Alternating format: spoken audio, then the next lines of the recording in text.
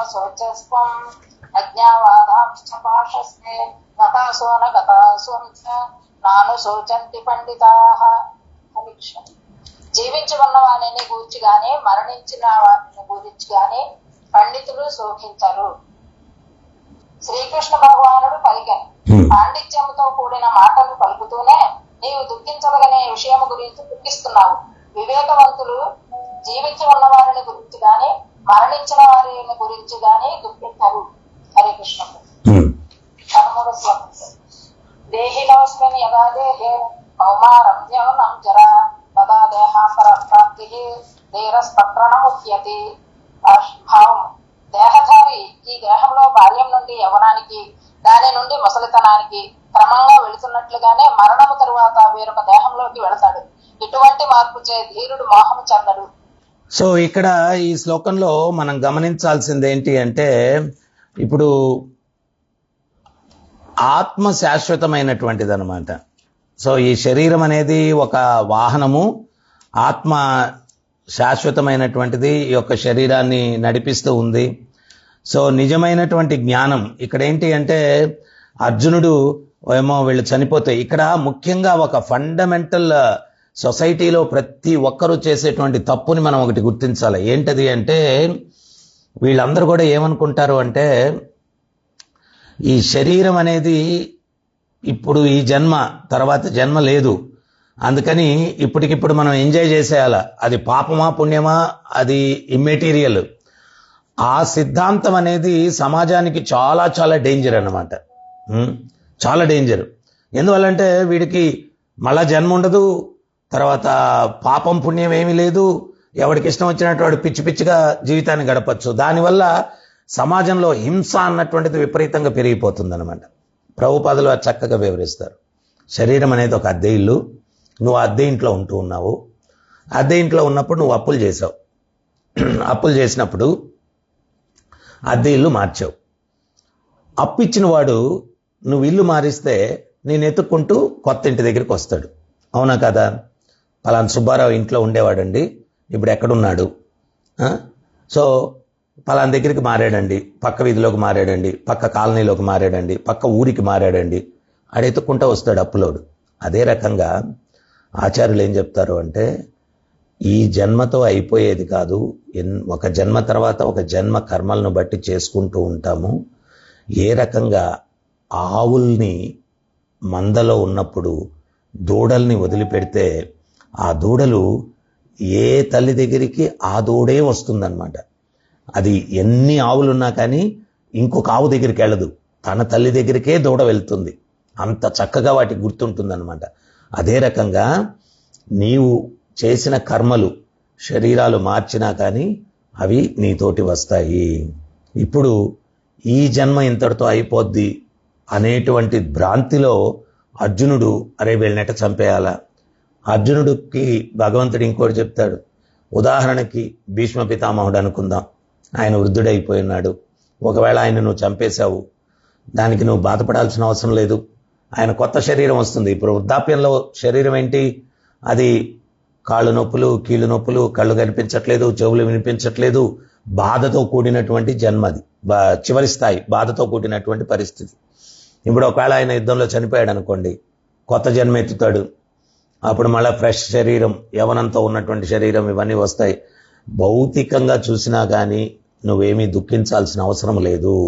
So ఈ జ్ఞానం అనేటువంటిది ఉన్నప్పుడు ధర్మమా అధర్మమా అదొక్కటే చూడాలి మనం. అంతేగాని ఆ జ్ఞానంలో ఉన్నటువంటి వాడు జీవించి ఉన్న దాని గురించి కానీ మరణించిన దాని గురించి కానీ దేనికి కూడా కలత చెందడు. సో అందుకని మనకు ముఖ్యంగా జ్ఞానం అనే దాన్ని వెలుగుతో పోల్చారు. వెలుగులో ఉన్నప్పుడు మనం తప్పటడుగులేమన్నమాట. ఇప్పుడు ఉన్నట్టుండి ఈ రూమ్ అంతా కూడా చీకటిగా అయిపోయింది. చీకటిగా అయిపోతే మనం పరిగిమంటే పరిగిలేము, చీకట్లో ఎటు నడవాలో తెలియదు అనమాట. అదే వెలుగులో మనం ఎంత దూరమైనా పరిగెత్తగలం, ఏ యాక్టివిటీ అయినా చేయగలం. సో జ్ఞానం అన్నటువంటిది వెలుగుతో పోల్చారు. ఆ వెలుగులో జీవించడానికి మనం ప్రయత్నం చేయాలన్నమాట. సో ఇక్కడ జ్ఞానం ఉన్నటువంటి పండితులు దేనికి కూడా వాళ్ళు కలత చెందరు అని చెప్పి చెప్పడం జరుగుతుంది అనమాట. తర్వాత ఇంకోటి, ఒక్క జన్మలోనే శరీరాలు నువ్వు ఎట్లా మారుస్తూ ఉన్నావు. దేహినోస్మిన్ యథా దేహే కౌమారం యవ్వనం జర తదా దేహాంతర ప్రాప్తి ధీరస్తత్ర న ముహ్యతి.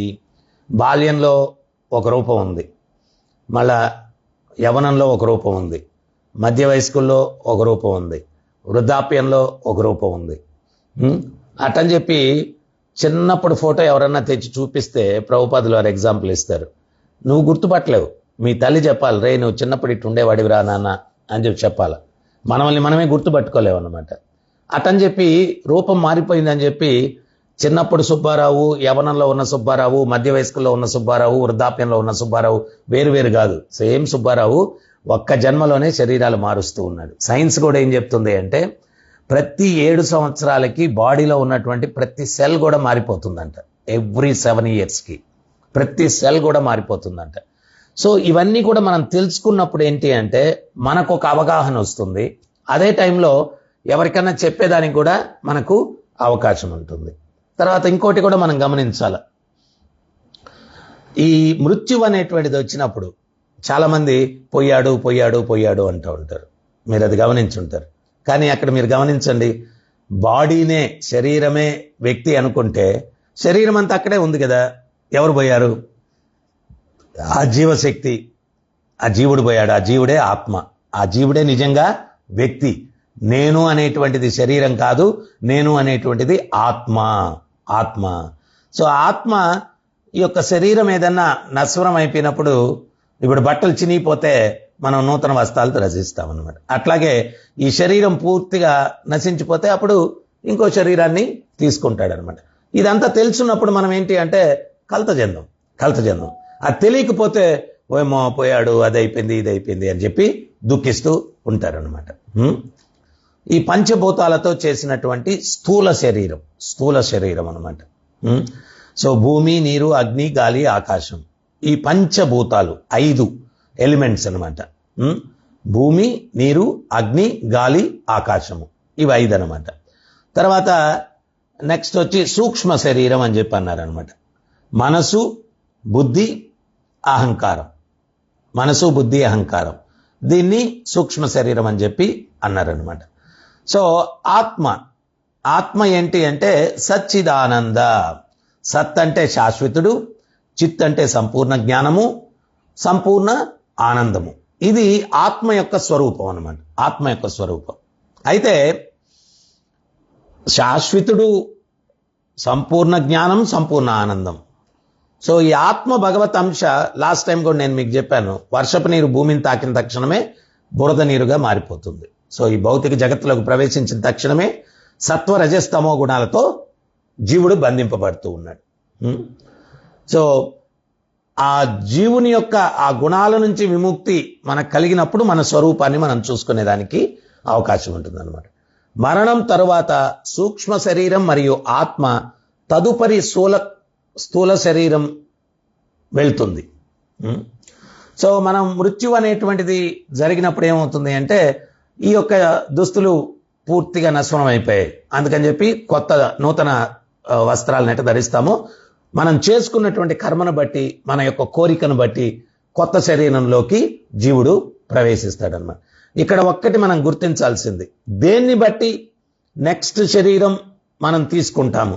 ప్రభుపాదుల వారు చక్కగా చెప్తారు, డిజైర్ అండ్ డిజర్వ్. కోరిక, అర్హత. అర్హత ఏంటి? ఈ జన్మలో ఉన్నప్పుడు చేసినటువంటి కర్మల అర్హత. కోరిక, మనకు ఎటువంటి కోరిక? లాస్ట్ టైం మీకు ఒక ఎగ్జాంపుల్ ఇచ్చాను నేను. ఏంటది ఎగ్జాంపుల్ అంటే, ఒక పెద్ద ఫిల్మ్ స్టారు ఆయన కుక్కను చూసి ఆయన చాలా అసూయ చెందుతూ ఒక స్టేట్మెంట్ ఇచ్చాడు. నా కుక్కకు జరిగే రాజభోగాలు దేనికి జరగవు, మరు జన్మ అనేది ఉంటే నేను ఆ కుక్కలాగా జన్మించాలని చెప్పి అనుకుంటూ ఉన్నానని చెప్పి ఆయన చాలా పెద్ద బాలీవుడ్ హీరో అనమాట.